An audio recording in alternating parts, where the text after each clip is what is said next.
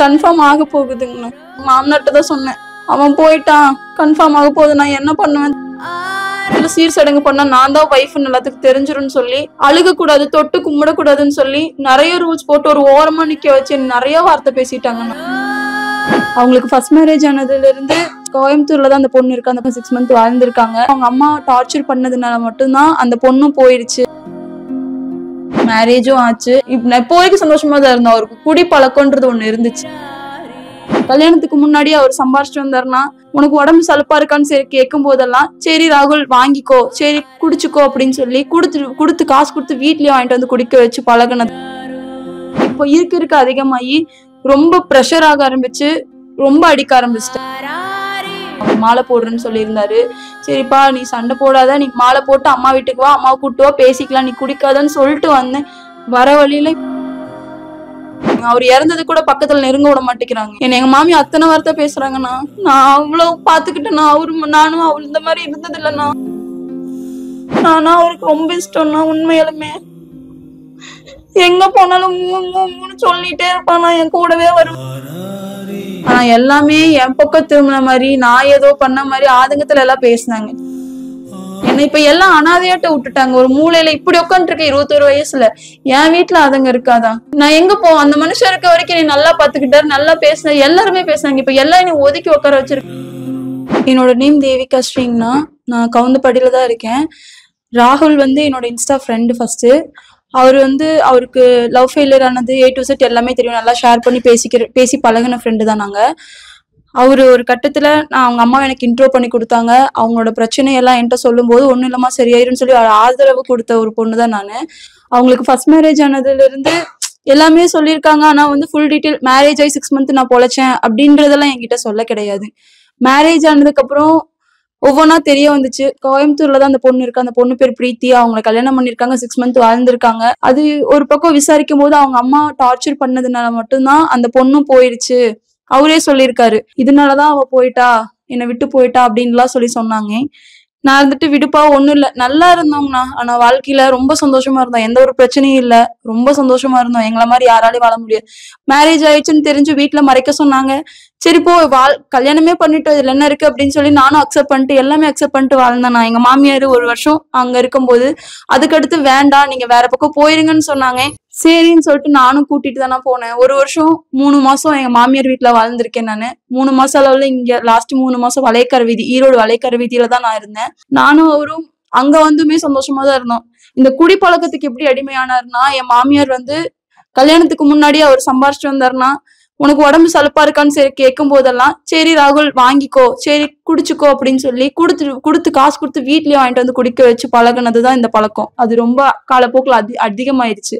Marriage ஆனதுக்கு அப்புறம் நான் சொன்னேன், மா இது லைஃப்ல செட் ஆகாதுமா, இப்படி குடிச்சு பழகாதீங்க அப்படின்னு சொன்னதுக்கு, அப்ப நான் பழகிறேன்னு முத சண்டை என் மாமியாருக்கு எனக்கு இதனாலதான் வந்துச்சு. ஒரு கட்டத்துல இது ரொம்ப அதிகமாகுச்சு. என் மாமியார் வீட்டுல இருக்கும்போது ரொம்ப அதிகமாச்சு. என் மாமியாரையும் மீறி கேள்வி கேட்கும் போது அவங்களையும் போட்டு சித்திரவதை பண்ணாரு, என்னையும் அடிச்சாரு. அது எல்லாமே அக்செப்ட் பண்ணிட்டு வாழ்ந்தேன்னா. ஒரு கட்டத்துல சொல்லவும் தான் நான் இங்க வந்தேன். அது இப்போ இருக்க அதிகமாகி ரொம்ப ப்ரெஷர் ஆக ஆரம்பிச்சு, ரொம்ப அடிக்க ஆரம்பிச்சிட்டாரு. நான் அதையும் அக்செப்ட் பண்ணிட்டு இருந்ததுன்னா, இப்ப பொங்கலுக்கு எங்க அம்மா வீட்டுக்கு வந்ததுக்கு அப்புறம் தான் இந்த பிரச்சனையே ஆச்சு.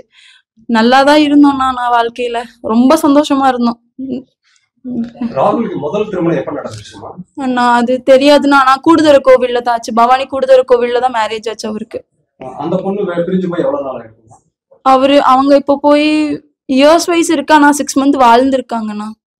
உங்க மேரேஜ் எவ்வளவு நாள் ஆச்சுமா? எனக்கு 1.5 வருஷம் ஆகுதுங்கண்ணா. அவருக்கு ஏற்கனவே மேரேஜ் ஆயிடுச்சுன்னு தெரிஞ்சுதான் மேரேஜ் பண்ணியாவா, இல்ல மேரேஜ்க்கு அப்புறம் இன்னும் நீங்க மேரேஜ் பண்ணிட்டதுக்கு அப்புறம் தெரிஞ்சதா? மேரேஜ் பண்ணதுக்கு அப்புறம் தெரிஞ்சதுங்கண்ணா. அதுக்கு முன்னாடி அவருக்கு ஏற்கனவே மேரேஜ் ஆனது தெரியாதுங்கண்ணா. அப்ப அவருக்கு ப்ராப்பரா டிவோர்ஸ் வாங்கியிருந்தாரா? அப்படி எல்லாம் எதுவும் தெரியும்? ப்ராப்பரா டிவோர்ஸ் வாங்கிட்டாங்கண்ணா. ஷீட் முதற்கண்டு காமிச்சாங்க என்கிட்ட. அதுக்கப்புறம் அண்ணா அவரு ஒரு கம்பெனிக்கு போயிட்டு இருந்தாரு. அதாவது வெளிநாட்டுல இருந்து வர போட்டோஸ்ல எடிட் பண்ற போட்டோ எடிட்டரா இருந்தாருங்கண்ணா. பள்ளிப்பாளையத்துல ஒர்க் பண்ணிட்டு இருந்தாரு. அதுக்கப்புறம் இப்ப அவங்க அம்மானாலேயே பிரச்சனை தேவையில்லாம ஓனருக்குலாம் போன் பண்ணி பேசி ப்ராப்ளம் வந்ததுனால இப்ப அவர் அந்த ஒர்க்கை டிஸ்கண்டினியூ பண்ணிட்டு ஃபுல்லா ஷூட்லயே இறங்கிட்டாரு. வீடியோ பண்ணி ப்ரொமோட் பண்ணி எடுத்துக்கலாம், ஸ்டோரி போட்டு எடுத்துக்கலாம்னு சொல்லி வீட்ல இருந்தே பண்ண ஆரம்பிச்சிட்டாரு. இப்போ நாங்க தனியா போனதுக்கு அப்புறம் எல்லாமே நான் தான் அப்படின்றதுனால டான்ஸ் சொல்லி கொடுக்கறதுக்காக டான்ஸ் கிளாஸ் செக் மேட்டுன்னு சொல்லி டான்ஸ் கிளாஸ்க்கு இருக்க போயிருந்தாரு. அதுக்கப்புறம் ஸ்கூலுக்கு போய் கிளாஸ் இருக்க போனாரு. இப்ப லாஸ்ட் டைம் கள்ளக்குறிச்சி கூட ஒரு 10 நாள் போய் அங்கதான் இருந்தாரு. அப்பயும் வீட்டுலதான் இருந்தேங்கண்ணா. அவர் கள்ளக்குறிச்சியில இருக்காருன்றதுனால மட்டும்தான் நான் எங்க அம்மா வீட்டுக்கு லாஸ்ட் அந்த ஒரு நாள் வந்தேன். இது நாள் வரைக்கும் அம்மா வீட்டுக்கு வந்து ஸ்டே ஆனது கிடையாது. நான் ஒரு பிரச்சனையும் இல்லைண்ணா, நல்லா தானா இருக்கும். அவர் குடிப்பழக்கத்துக்கு ஆரம்பத்துல இருந்து அடிமையாக்குறதுனால ரொம்ப குடிக்க ஆரம்பிச்சிட்டாருண்ணா. குடிச்சு அவரு மேலேயே கோவப்படுறது, எதுக்கு எடுத்தாலும் கோவப்படுறது, அந்த மாதிரி கோவப்பட்டதுனாலதான் இந்த பிரச்சனையே. ஆனா நான் வந்து எங்க அம்மா வீட்டுலதான் இருந்தேன். அவர் என்னைய பார்க்க வரேன்னு சொல்லி கூட வந்து பார்த்துட்டு தான் போனாரு. லாஸ்ட் டைம் சண்டை போடவும் சரிப்பா நான் இங்க இருக்கேன், திங்கக்கிழமை அடுத்த நாள் மாலை போடுறதா இருந்துச்சுங்கண்ணா. அவர் மாலை போடுறேன்னு சொல்லி இருந்தாரு.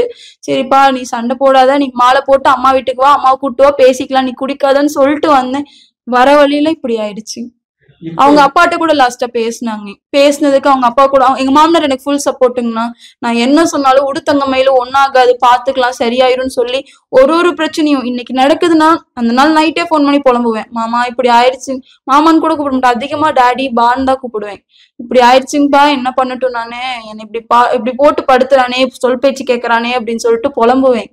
சரியாயிண்டா என்ன மாதிரி யாரும் பாத்துக்க முடியாது 2 பேருமே சொல்லியிருக்காங்க. ஆனா இப்ப எல்லாமே என்னை கை விட்டுட்டாங்க, எல்லாருமே விளக்கிட்டாங்க. அவர் இறந்தது கூட பக்கத்துல நெருங்க விட மாட்டேங்கிறாங்க.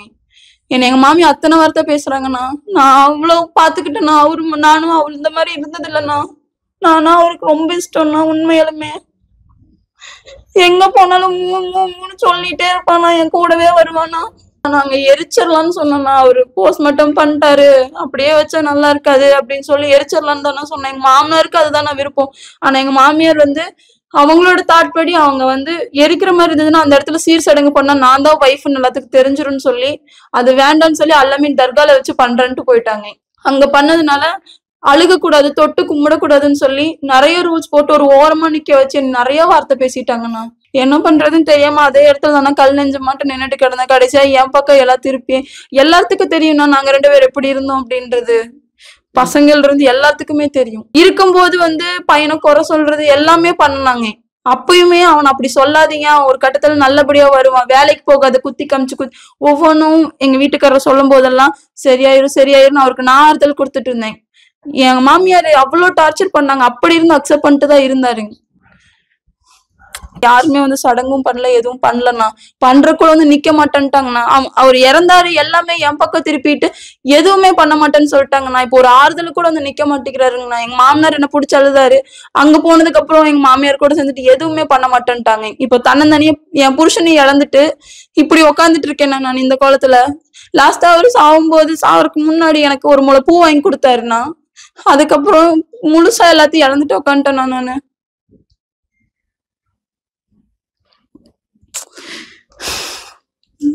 மனுஷனுக்கு என்னன்னா ஆனா கன்ஃபார்ம் ஆக போகுதுங்கண்ணா.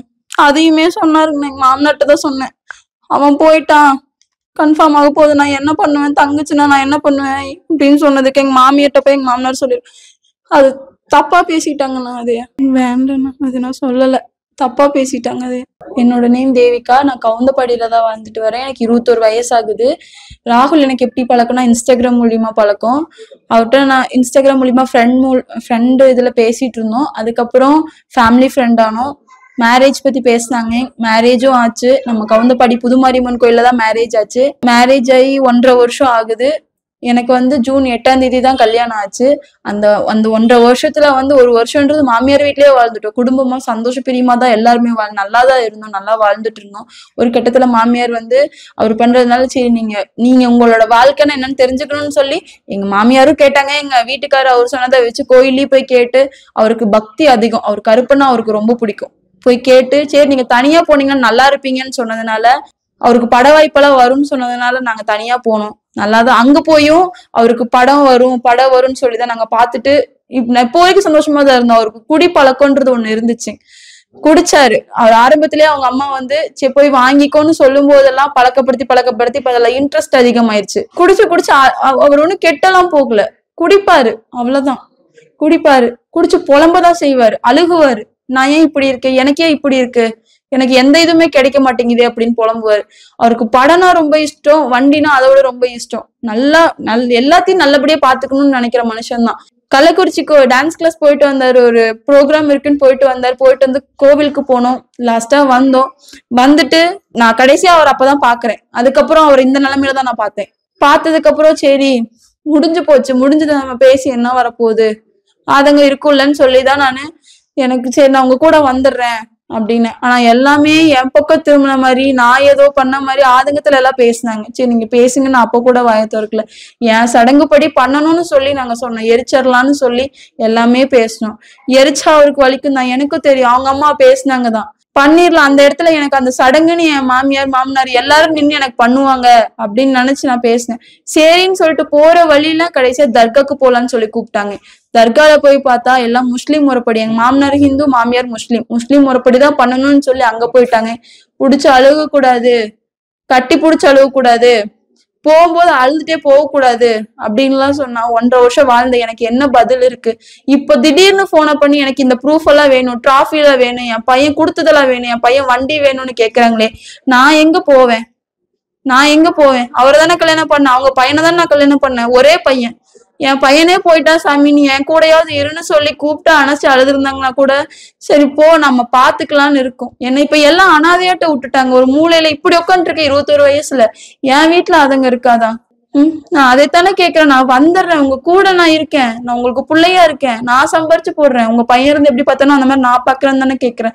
என்ன ஒதுக்கிட்டு எல்லாம் நீங்க கேட்கும் போது நான் என்ன பண்ணுவேன்? எனக்கு இதுல என்ன இருக்கு? எனக்கு இதுக்கு பதில் வேணும்ல, எனக்கு ஒரு முடிவு வேணும். யாருமே சப்போர்ட் பண்ண மாட்டேங்கிறாங்க, தன்னந்தனியா நின்றுட்டு இருக்கேன். எல்லாமே போயிட்டாங்க, நான் எங்க போவோம்? அந்த மனுஷன் இருக்க வரைக்கும் நீ நல்லா பாத்துக்கிட்டாரு, நல்லா பேசின, எல்லாருமே பேசுனாங்க. இப்ப எல்லாம் நீ ஒதுக்கி உட்கார வச்சிருக்காங்க. எனக்கு ஒரு முடிவு வேணும் உங்ககிட்ட, அதனாலதான் வந்திருக்கேன்.